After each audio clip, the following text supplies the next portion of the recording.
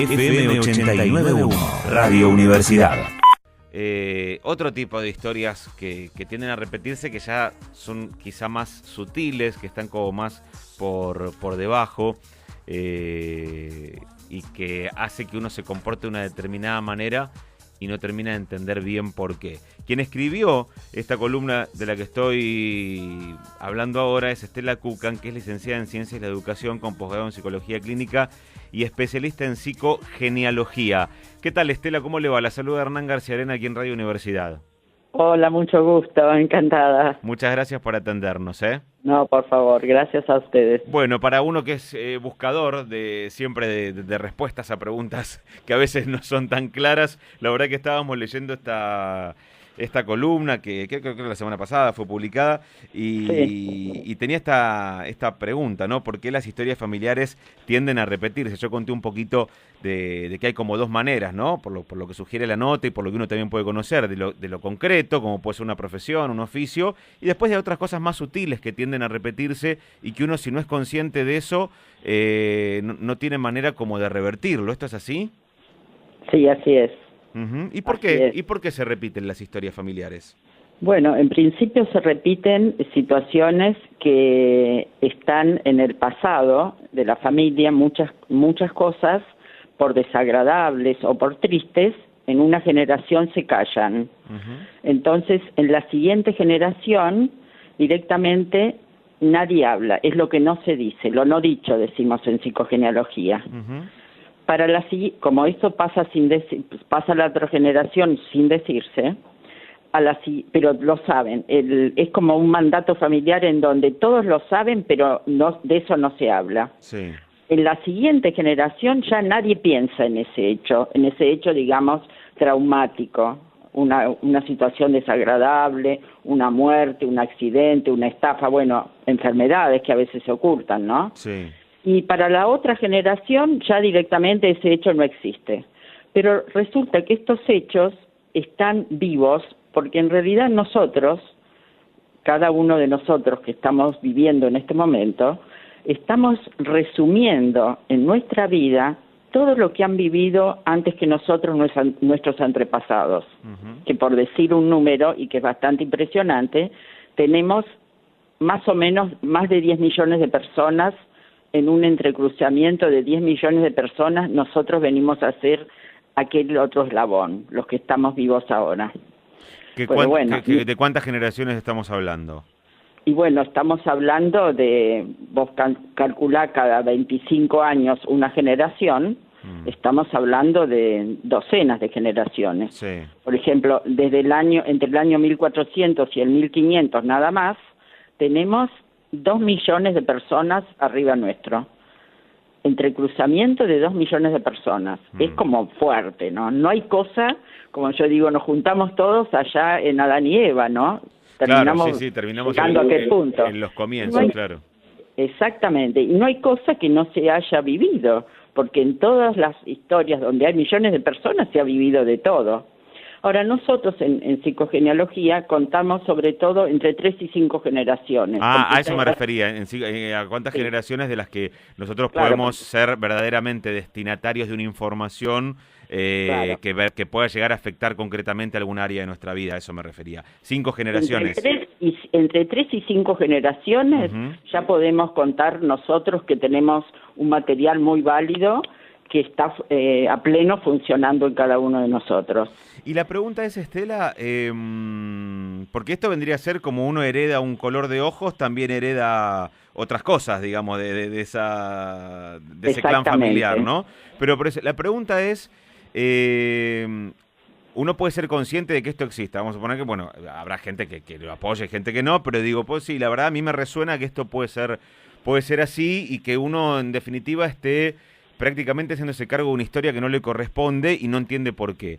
Pero ¿se puede llegar a entender por eso y digamos, trascenderlo? Porque ahí es donde a mí me hace ruido de que, porque uno puede tener toda la explicación, pero ¿con la explicación alcanza? Mira, yo hace 12 años que trabajo en psicogenealogía.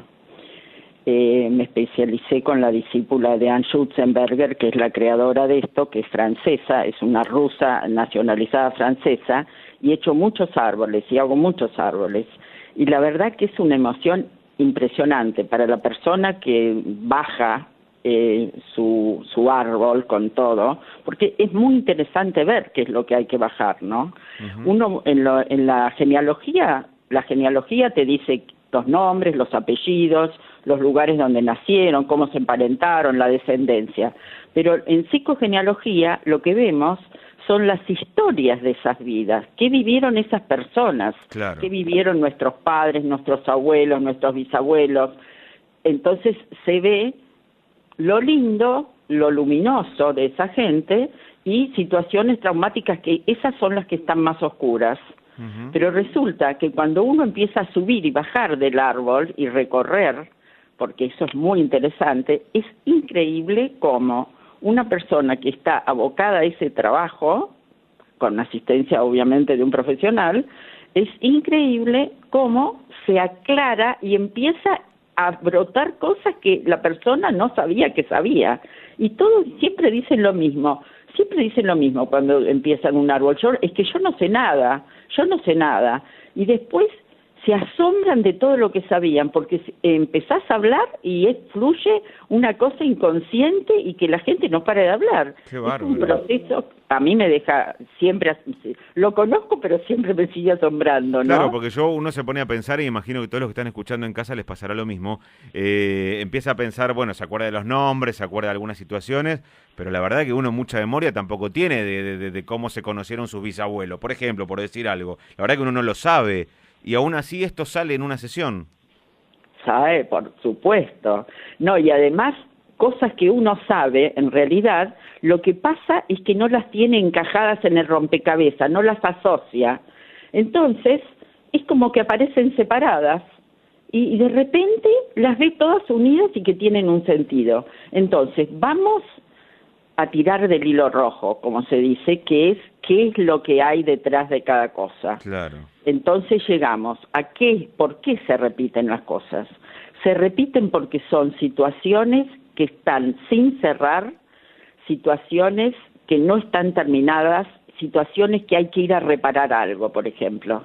Sí. Entonces, por ejemplo, en una familia donde investigamos que una doctora que es obstetra, vimos en la generación anterior que había una abuela que había perdido un hijo y fue una cosa que la dejó triste para toda su vida. Bueno, uno ve en la siguiente generación alguien que quiere ir detrás de la reparación. Pero si subimos una generación más, que vimos, había una familia numerosa, muchos hijos, también hijos muertos, pero muchos hijos vivos. Pero ¿qué pasó antes en la otra generación? Había muchos muertos. Claro. Entonces, donde hubo muchos muertos, vienen familias numerosas. Y porque es una manera de repararlo. Exactamente. Uno tiende, la situación se repite para que uno vaya a reparar, para que termine la historia. Qué bárbaro, es impresionante cómo funciona. Ahora, frente a una, digamos, uno puede llamar patología o puede llamar dificultad de vida, como lo quiera llamar, ¿no?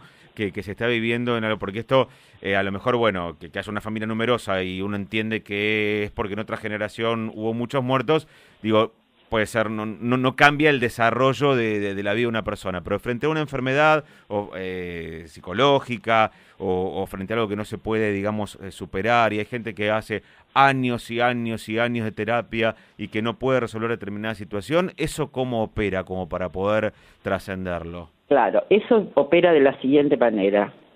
Cuando se está repitiendo, como por ejemplo decíamos una enfermedad, yo recuerdo el caso de una chica de 22 años que vino a verme y ya de entrada se sentó y me dijo que ella iba a tener cáncer de mama y se iba a morir de eso, ¿no? Vos decís, a los 22 años piensa eso. Y tenía la madre muerta de cáncer de mama, las tías, 2 tenían cáncer de mama, la abuela, la bisabuela. Entonces, esta repetición es por un tema de lealtad inconsciente. O sea, para pertenecer a esa familia había que tener cáncer de mama si eras mujer. Habrá quien le diga desde la medicina convencional que es, digamos, una cuestión genética también que Claro, la medicina convencional te va a decir eso, pero desde el ángulo de donde miramos nosotros hay un tema de lealtades, hay un tema de lealtad, y uno repite sin darse cuenta, porque eso forma parte del mandato que vos tenés, vos sos de esta familia, y acá en esta familia nos pasan estas cosas, claro. Hacemos así, en lo bueno y en lo malo. Y entonces, ¿cuál es el peligro si no repetís? Esto es todo un proceso inconsciente, ¿no? Uno es excluido del clan. Que quedás expulsado del clan. Claro. Entonces perdés la identidad. Claro. Y te quedás más solo que nadie. No sos nadie, no existís. Entonces, frente a ese problema, se actúa inconscientemente. Pero cuando uno trabaja y empieza a ver y le mostrás a la persona cómo van encajando las cosas, es como muy liberador eso, porque te sentís libre y vos decís, no, yo no voy a tener cáncer de mama, no, entiendo el porqué, entiendo un montón de cosas, hará sus controles médicos, porque esto tampoco vamos a negar la biología, ¿no es cierto? Claro, sí, es una digamos, un abordaje más a todos los demás. Por supuesto, claro. Por supuesto. Y esto da mucha libertad conocer esas historias, porque uno a veces no entiende o no supo, o por qué en determinada generación hubo alguien que lo mataron, y resulta que 5 generaciones para abajo tenemos a alguien que es una persona violenta, irascible, que siempre entra en peleas y está agrediendo y tiene problemas muy severos de comportamiento, no entiende por qué. Y resulta que, ¿qué pasa? Ahí hubo un muerto, por ejemplo, joven, que fue asesinado, y esta persona, 5 generaciones, está tratando de defenderlo, de defender a aquel que murió injustamente, por ejemplo. Claro. Entonces está siempre en una situación de irritabilidad y de violencia. En cuanto se hace consciente eso, entonces la persona se libera de eso, porque es una compulsión a repetir, es como que estás obligado a hacer eso y como que no podés ser libre de eso. Pero cuando conoces y le das un marco, una interpretación en el momento que ocurrieron las cosas, hay que contextualizar mucho, hay que ver qué pasó, qué pasaba en ese momento, qué ocurrió. Y cuando uno ve los contextos, es como que se te hace la iluminación y te das cuenta de que no tiene ningún sentido lo que estás haciendo. Y se producen cambios trascendentales en la vida de las personas cuando descubren esto. Esto es maravilloso. Estela, ya tengo las noticias de las 3 de la tarde, es muy interesante, así que la vamos a volver a molestar en algún momento durante el año para ampliar, porque es muy interesante este abordaje y me quedaron como millones de preguntas, pero bueno, por lo menos este primer contacto para aclarar una mirada del... A mí me gusta esto porque yo quiero que la gente escriba las historias, porque es una manera de llegar a ellas. Claro. Yo estoy en eso, en darle esa vuelta de tuerca con la escritura, hago eso. Escribiendo lo que pasó, digamos. Claro, hago talleres invitando a la gente a que escriba la familia historias de acontecimientos familiares. Y en esas mismas escrituras se revelan cosas. Y la gente descubre cosas y trabajo con 3 generaciones, por ejemplo, con abuelos, hijos, nietos, y se le dan una serie de consignas y trabajan en ese momento. Y es maravilloso la conexión y desde lo positivo, de lo genuino, de lo amoroso que hay, al encuentro familiar y a darse cuenta que somos parte de algo, de un árbol que es mucho más amplio que nosotros mismos, ¿no? Claro. Le agradezco muchísimo, Estela, por estos minutos con Radio Universidad. Muchas gracias, Hernán. Buenas tardes. Buenas tardes, Estela. Adiós, gracias. Hasta luego. Muchas gracias por atendernos. Estela Cucan es licenciada en Ciencias de la Educación, posgrado en Psicología Clínica y especialista en psicogenealogía. Un millón de preguntas más tengo para hacer, pero bueno, chicos, el tiempo es tirano. Nunca he dicho esto en radio. El tiempo es tirano. Ya estaremos durante el año hablando más de estos temas. Las noticias y ya venimos. Perdón por la demora. Desde la Universidad Nacional de La Matanza, Radio Universidad FM 89.1. Siempre cerca.